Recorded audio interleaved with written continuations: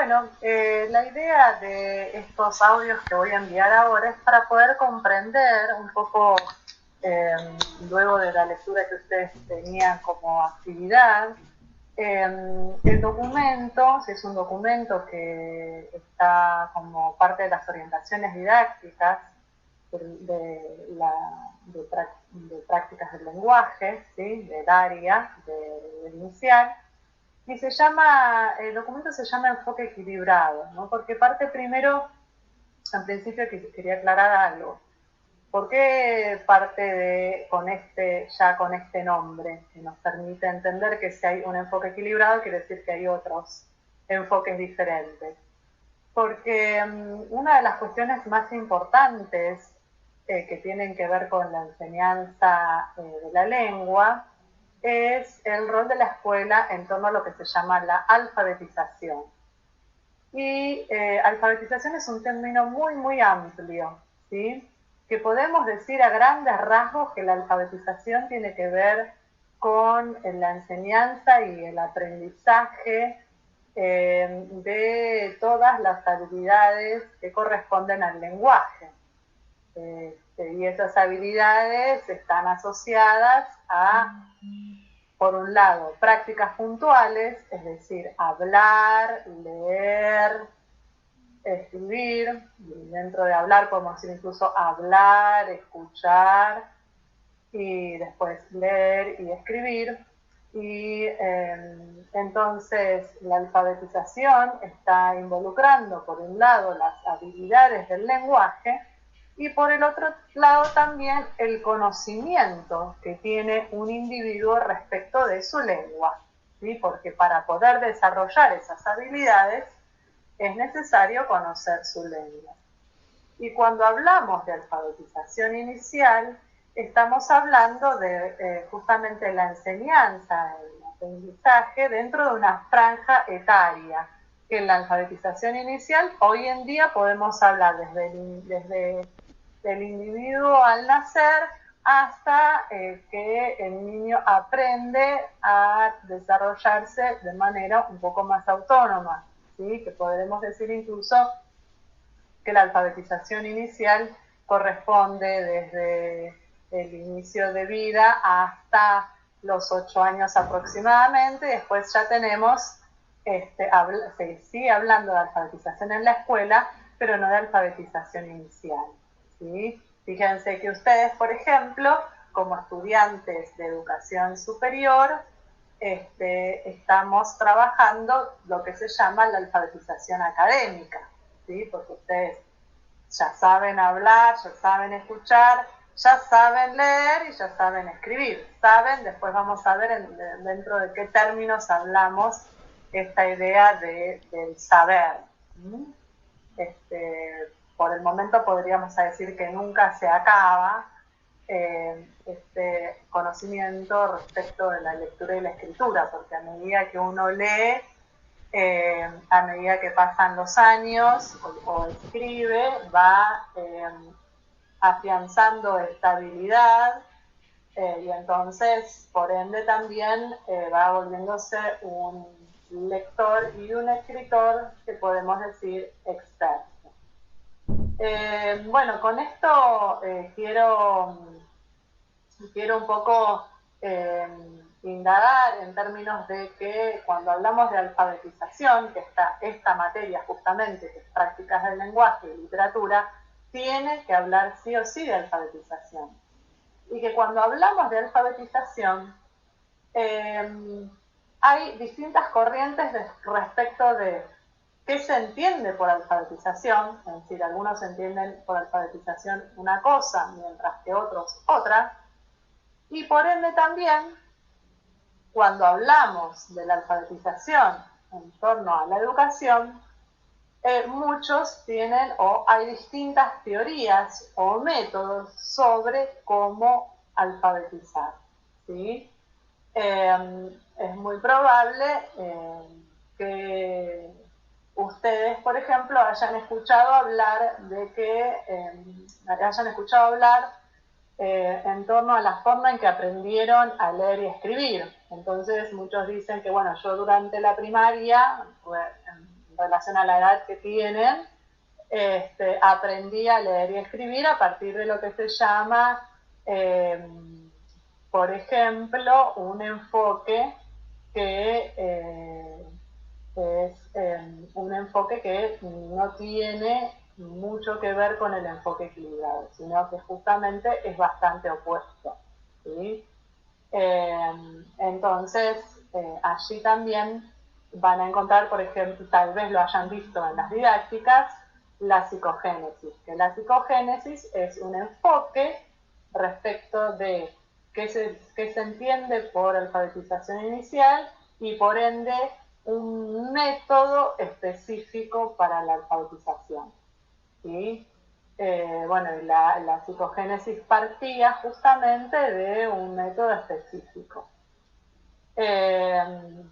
Entonces, frente a eso, el enfoque equilibrado, como la misma palabra lo dice, lo que va a intentar es equilibrar, justamente es incorporar distintas nociones que consideró relevante de distintos enfoques, ¿sí? Entonces va a tomar algunas cuestiones que les considera relevantes de lo que se llama el método de la psicogénesis, pero también va a un poco a tomar en cuenta algunas consideraciones de lo que se llama conciencia fonológica, ¿sí?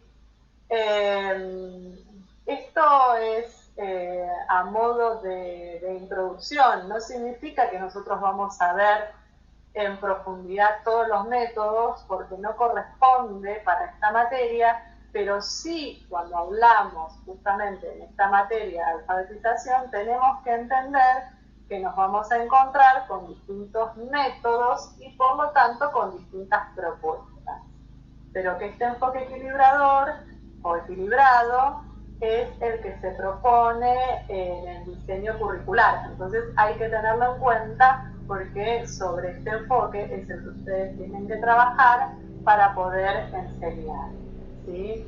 A leer y a escribir principalmente, ¿sí? Además de hablar, pero principalmente a leer y escribir.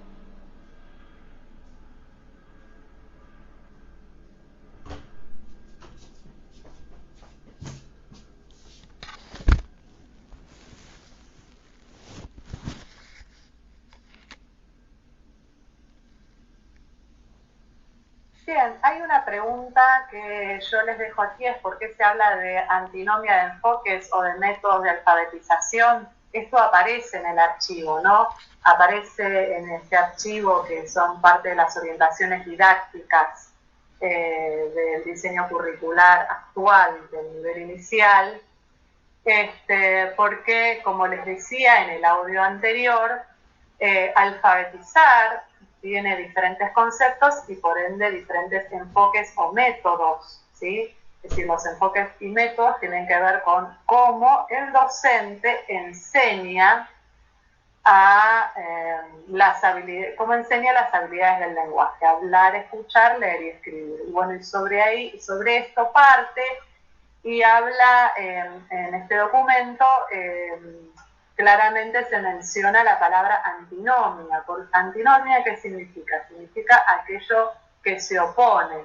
Entonces, en principio, lo que se pretende en este caso es, en este enfoque que se propone desde el documento oficial, es no hablar de antinomias, sino que justamente poder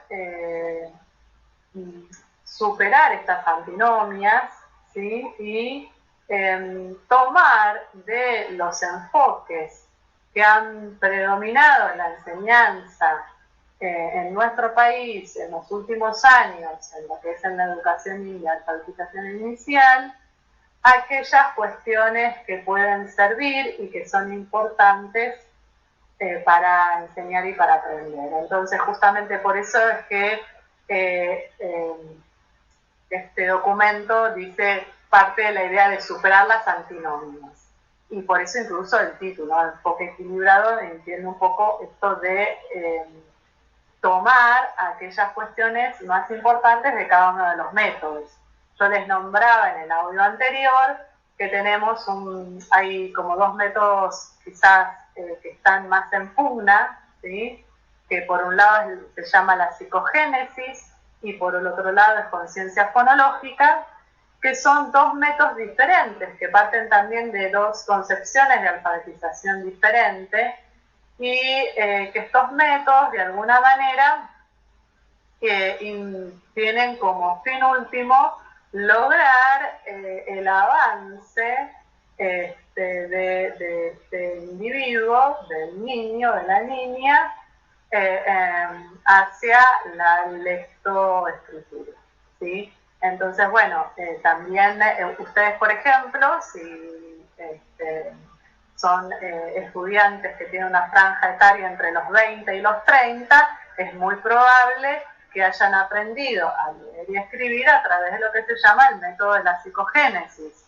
La psicogénesis partía de un sistema de lectura y escritura que era totalmente contextualizado, que esto significa que dependía de la situación comunicativa y se intentaba permanentemente promover, o sea, como método, ¿no? Promover situaciones de lectura y escritura en la que se evidencie un propósito determinado. Por ejemplo, leo para saber más, leo para divertirme, leo para seguir instrucciones, etcétera, etcétera, etcétera. Y de la misma manera la escritura, o sea, escribo con un fin determinado, ¿sí? Escribo, por ejemplo, para disfrutar del arte de escribir un cuento, o escribo una receta para memorizarla y no olvidarme, escribo entonces los pasos. O sea, en la psicogénesis había o hay una idea del aprendizaje que tiene que ver con una contextualización permanente y pura respecto de la situación comunicativa. Mientras que la conciencia fonológica parte de algo más material, digamos, un rasgo bien distintivo del lenguaje, que son los sonidos.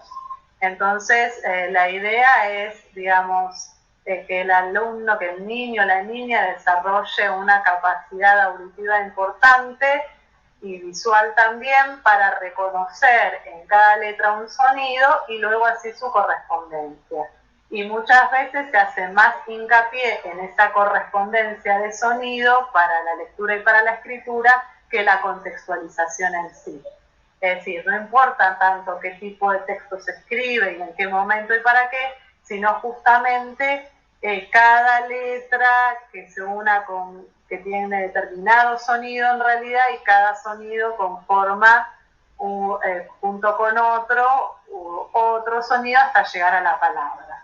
Entonces hay una práctica más insistente que tiene que ver justamente, por ejemplo, desde movimientos en la boca para poder articular bien los sonidos, hasta la pronunciación del sonido de cada una de las letras para distinguir lo que sería la letra, el nombre de la letra en sí mismo con el sonido de la letra, y así sucesivamente. Entonces, estos dos métodos que parten de una idea de alfabetización diferente y que también entonces responden a acciones del docente diferentes. Sin embargo, el enfoque equilibrado lo que pretende es tener en cuenta estos dos rasgos que yo les acabo de nombrar principales de estos dos métodos e incluirlos. Porque dice de alguna manera que sí es cierto que necesitamos de la contextualización para enseñar, para alfabetizar, y también es cierto que necesitamos de determinada práctica quizás un poco más descontextualizada respecto de los sonidos que conforman palabras para luego un mensaje en otros términos. Entonces, un poco aquí la idea de conciliación en este enfoque.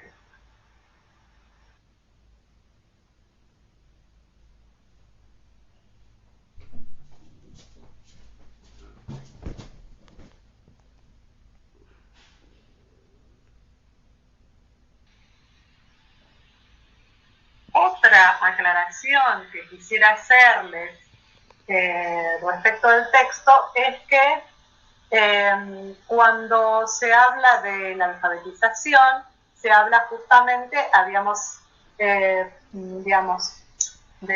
tenido en cuenta dos cuestiones importantes. Por un lado, la habilidad en el desarrollo del lenguaje, hablar, escuchar, leer y escribir. Pero por otro lado también el conocimiento respecto de la lengua.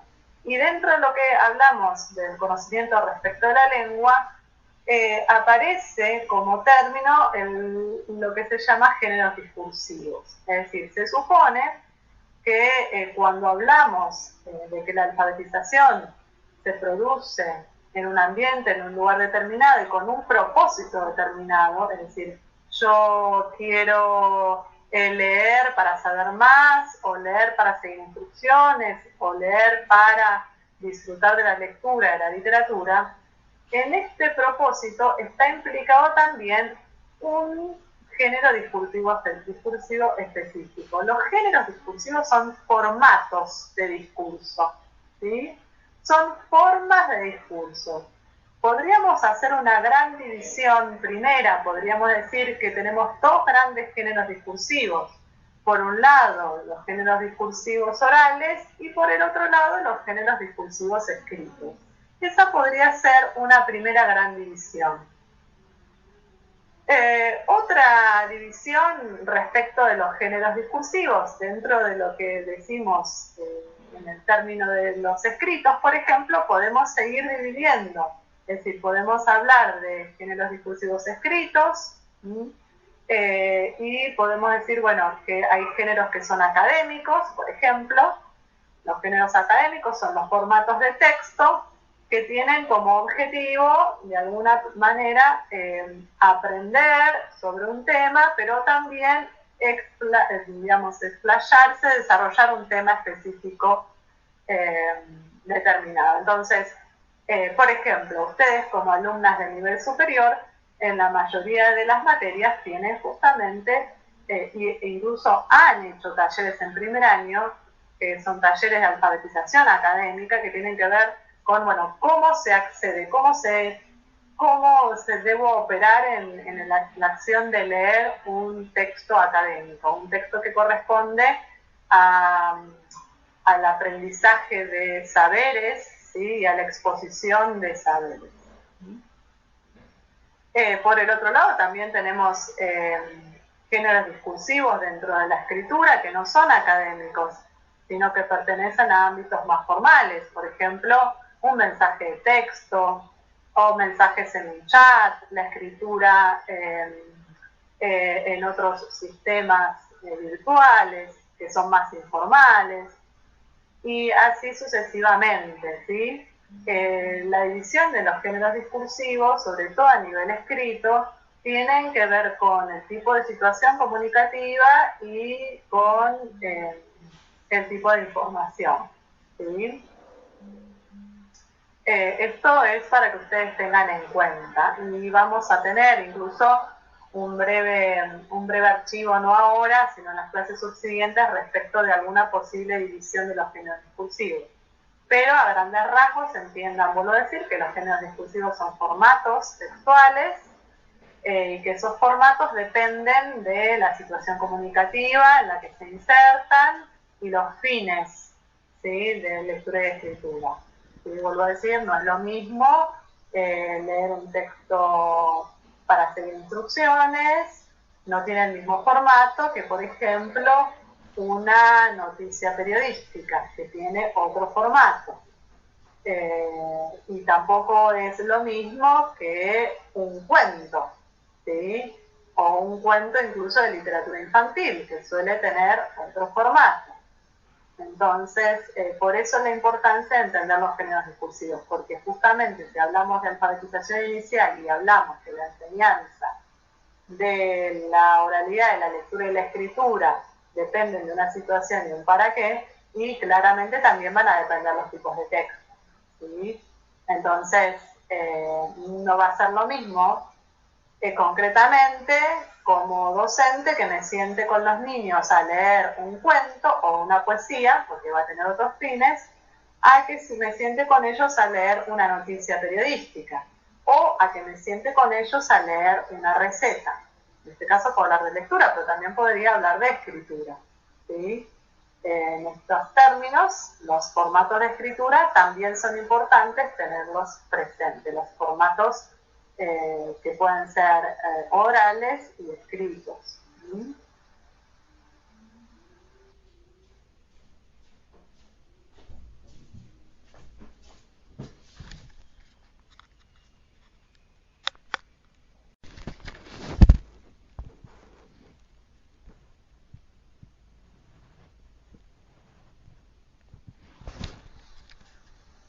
Bueno, otra de las preguntas que surgen en el texto es si hay un orden para aprender a leer y escribir. En principio, nosotros decimos que no, es muy difícil de comprobar que hay un orden para ello. Por eso muchas veces escuchamos hablar directamente del término lectoescritura, porque justamente al no haber un orden concreto, nosotros hablamos de estos dos procesos como dos procesos que refieren a un ida y vuelta. Dos procesos que de alguna manera se están superponiendo todo el tiempo, ¿sí? Y que justamente implican que uno implica al otro. ¿Sí? En este sentido también es importante tener presente que no es que uno dependa del otro, no es que necesito saber leer acabadamente para poder escribir, sino que muchas veces estos pasos aparecen interrelacionados.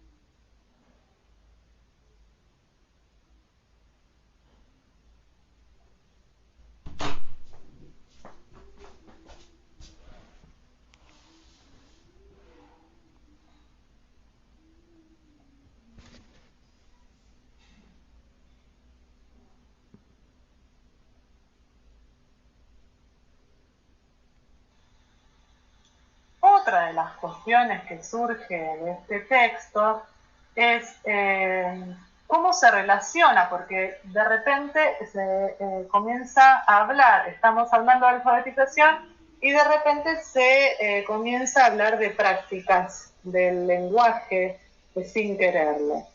Porque justamente si nosotros decimos que cuando hablamos de alfabetización hablamos de la enseñanza y del aprendizaje de las habilidades del lenguaje, justamente las habilidades del lenguaje son hablar, escuchar, leer y escribir. Y justamente estas habilidades del lenguaje son las que se llaman prácticas del lenguaje. Incluso esto tuvo tal repercusión en cuanto a la concepción que antiguamente, por ejemplo, las materias bielarias se llamaban lengua y literatura. Y luego, con los años, desde el nivel inicial hasta el nivel secundario, se cambió el nombre de la materia por prácticas del lenguaje. ¿Por qué? Porque justamente la enseñanza se enfoca sobre las prácticas en sí mismo. Es decir, que el niño, la niña, el estudiante desarrolle su oralidad, desarrolle su lectura y desarrolle su escritura, porque a su vez estas habilidades del lenguaje, el desarrollo de estas habilidades del lenguaje también genera el desarrollo de otras habilidades cognitivas, es decir, de otras habilidades que tienen que ver con lo que sucede en la mente de cualquier individuo a la hora de hablar, a la hora de leer y a la hora de escribir. Entonces, por eso están relacionadas, es decir, la oralidad está relacionada con la práctica de hablar y escuchar, la lectura justamente está relacionada con la práctica de leer, y la escritura está, digamos, relacionada con la práctica de escribir, ¿sí? Entonces, justamente por eso se habla de prácticas del lenguaje. Y también entendamos que la literatura, como un arte que se expresa a partir de la lengua, está atravesada por estas prácticas. Entonces, de ahí que también es importante, y por eso el concepto de alfabetización se relaciona con el concepto de prácticas de lenguaje.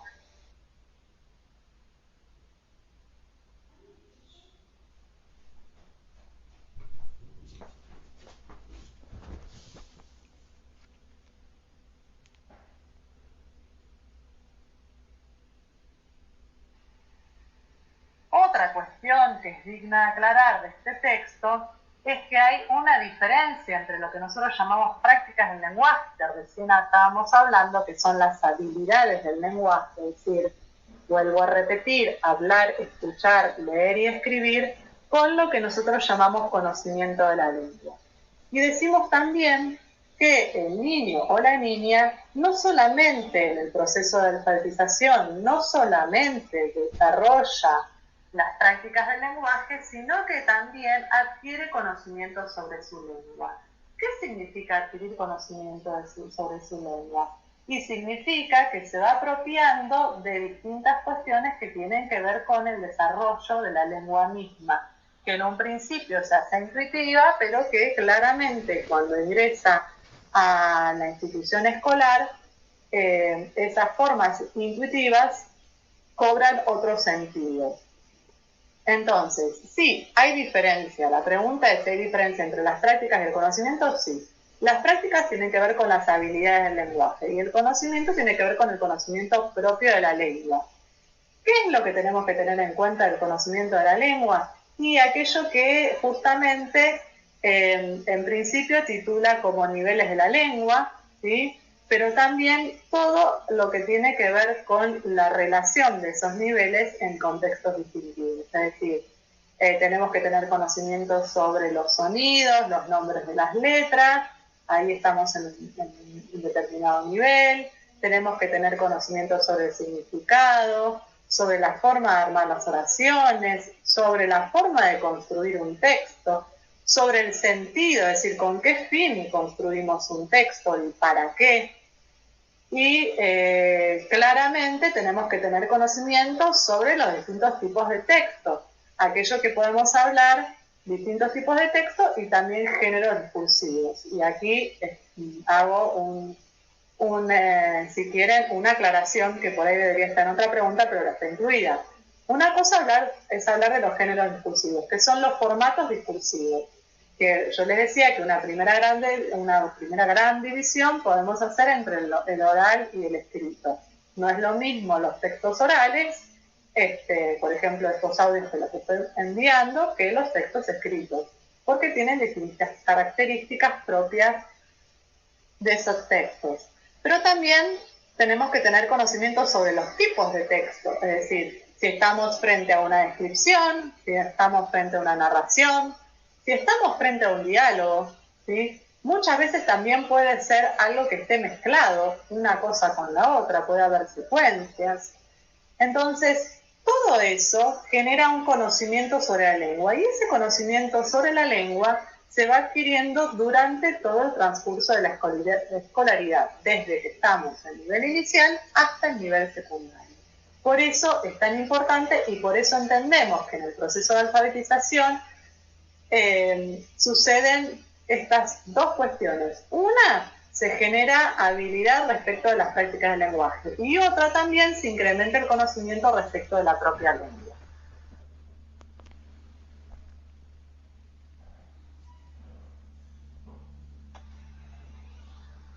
Bien, y ahora vamos, la última pregunta la voy a hacer en formato video un poco para practicar y para ver si ustedes pueden verme y escucharme bien. La última pregunta refiere a los niveles de la lengua. Bueno, ustedes tienen que, en este texto del enfoque equilibrado, aparecen los niveles de la lengua bien delimitados, desde la unidad más pequeña, que es el sonido, que ellos lo llaman fonemas, ¿sí? Vuelvo a repetir, los fonemas no es lo mismo que el grafema. El grafema es la representación de una letra, pero ustedes ya saben que esas letras tienen un nombre y un sonido. Muchas veces nombre y sonido no coinciden. En el caso de las vocales sí, pero piensen en otras. Por ejemplo, la letra M. Ese es el nombre de la letra, pero el fonema, que sería el sonido, sería M. ¿Sí? Ese sería el primer nivel. Después tenemos otro nivel, que es el morfológico, que tiene que ver con aquellas unidades menores, que ya no hablamos del sonido, sino del significado.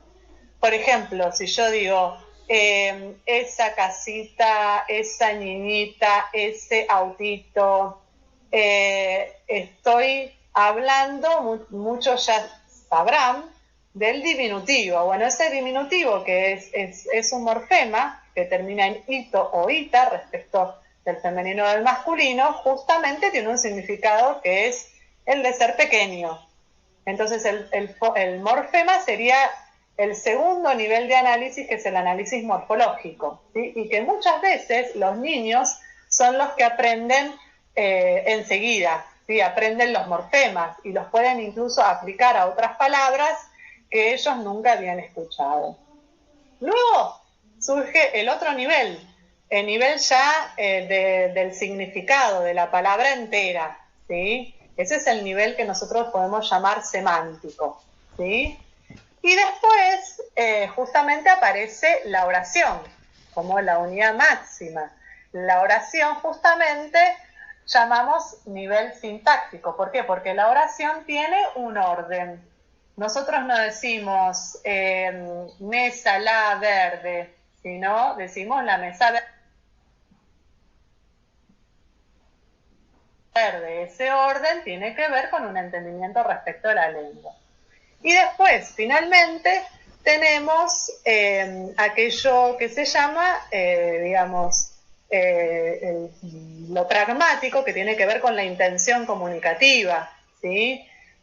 Cada mensaje que nosotros emitimos, que parte de sonidos hasta las unidades más mayores, tiene justamente un propósito. Es decir, yo cada vez que transmito un mensaje, tiene un propósito. Por ejemplo, el mensaje que estoy transmitiendo ahora tiene un propósito, que es lograr que ustedes puedan comprender ese texto que están leyendo, ¿sí? Hay dos propósitos. Por ejemplo, si yo le digo a mi compañera, por favor, ¿me pasas la carpeta? Ahí hay un propósito fundamental que tiene que ver con un pedido, ¿sí? Y ese pedido se formula a través de determinados aspectos del lenguaje que el hablante, como conocedor de su lengua, en este caso, va a pronunciar.